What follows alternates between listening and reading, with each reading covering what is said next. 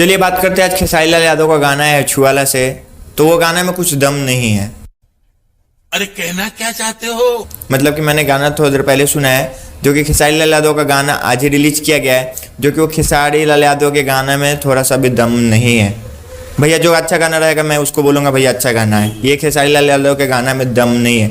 जिसने भी नहीं सुना वो जाके world record Bhojpuri YouTube channel पर सुने कि खेसारी लाल यादव के गाने में दम है या नहीं। ये खेसारी लाल यादव के गाने में साफ दम नहीं है। ये गाना नहीं जाने वाला है, ये गाना चलने वाला नहीं है। क्या बोला तूने? खेसारी लाल यादव का गाना ये जिसने भी लिखा है वो भाई कृष्णा बेदर्दिया जिसने भी लिखा है खेसारी लाल यादव के गाने में ये साफ दम नहीं है, थोड़ा सा भी दम नहीं है।